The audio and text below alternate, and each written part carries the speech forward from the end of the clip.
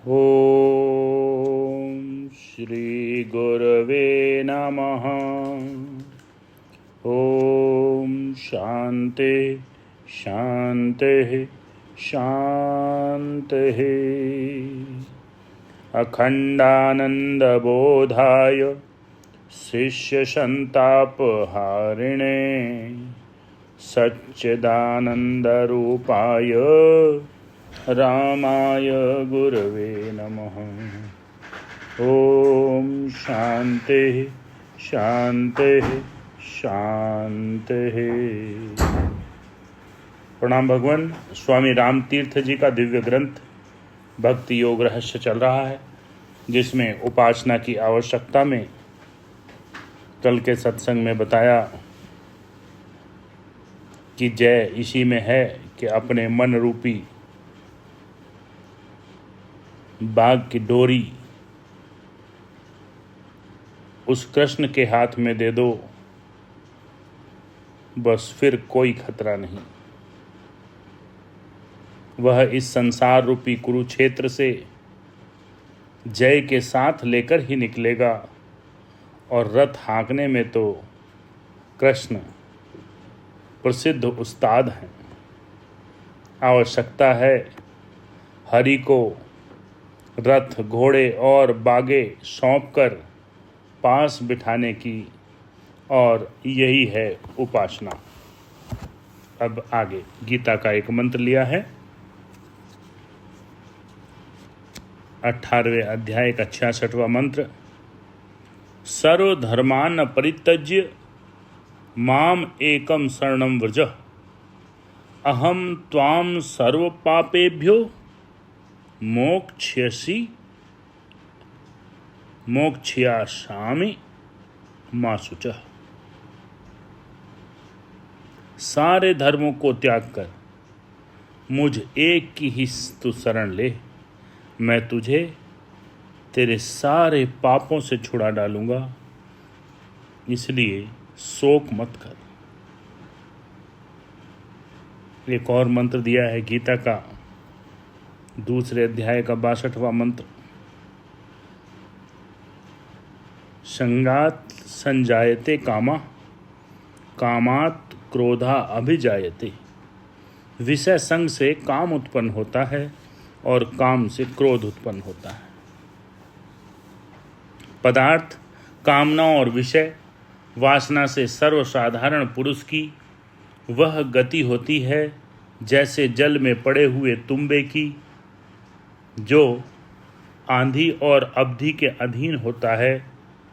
ऐसे अनर्थ का हेतु विषय संग तो हर समय ही रहे, और इस रोग की निवारक औषधि उपासना आत्म अनुसंधान कभी न की जाए तो ऐसी आत्महत्या के बदले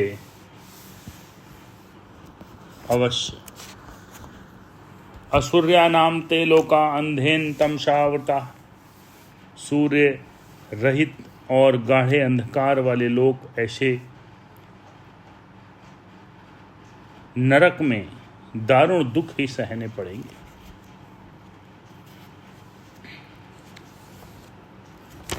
अर्थात जो ऐसे लोग हैं जिनका संग विषयों से है और आत्मा अनुसंधान कभी किया नहीं, तो वो उनका एक तरह से ये नरक ही है, और नरक में दारुण दुख ही सहने पड़ेंगे। असुर्यानाम ते लोका अंधेन तमसा आवृता। ईशावास्य उपनिषद का 3रा मंत्र उठाया है। और स्वामी जी कहते हैं, यदि कांटों पर पड़ जाने से परमेश्वर याद आता हो तो प्यारे, जब देखो कि संसार में काम धंधे में उलझकर राम भूलने लगा है, तो झटपट अपने तई अर्थात पैर नुकीले कांटों पर गड़ा दो, और कुछ नहीं तो पीड़ा के बहाने याद आ ही जाएगा। पर्दे में रोना, दिल को पीटना, छिपकर ठाड़े मारना भी अवश्य फायदा करेगा। आगे बताते हैं, उपासना दो प्रकार की है, एक प्रतीक और अहम ग्रह उपासना। प्रतीक उपासना में बाहर के पदार्थों में पदार्थ दृष्टि हटाकर ब्रह्म को देखना होता है, और अहम ग्रह उपासना में अपने अंदर जो अहमता ममता कल्प रखी है उससे पल्ला छुड़ाकर ब्रह्म ही देखना होता है।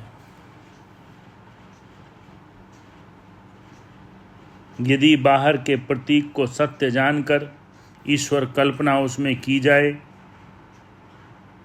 तो वह ईश्वर उपासना नहीं, तिमिर उपासना अर्थात बुत परस्ती ही है। इसी पर व्यास जी के ब्रह्म मीमांसा दर्शन के अध्याय 4 पाद 1 सूत्र 5 में यूं आज्ञा की गई है, ब्रह्म दृष्टि रुक और सात, अर्थात प्रतीक में ब्रह्म दृष्टि हो, ब्रह्म में प्रतीक भावना मत करो। और अहम ग्रह उपासना के संबंध में यूं लिखा है, आत्मेति तो अब गच्छन्ति ग्रहायन्ति च, ब्रह्म मीमांसा 4:1-3, अर्थात ब्रह्म को अपनी आत्मा अर्थात अपने आप के बराबर चिंतन करो। बहुत सुंदर। ब्रह्म को अपनी आत्मा अर्थात अपने आप का बराबर का चिंतन करो। वेद का यही मत है और यही उपदेश। इन दोनों प्रकार की उपासना में अभिप्राय और लक्ष्य एक ही है, और वह है सर्व खलविदम ब्रह्म तज्जला नीति शांत उपासित, छांदोग्य उपनिषद 3:14-1। शांत होकर इस दृश्य जगत पर यह ध्यान जमाना चाहिए कि यह सब ब्रह्म है, क्योंकि यह जगत उस ब्रह्म से उत्पन्न हुआ है, उसी में लीन होता है और उसी में जीता है। ठंडी छाती के अंदर बाहर ब्रह्म देखो। ओम शांति शांति शांति।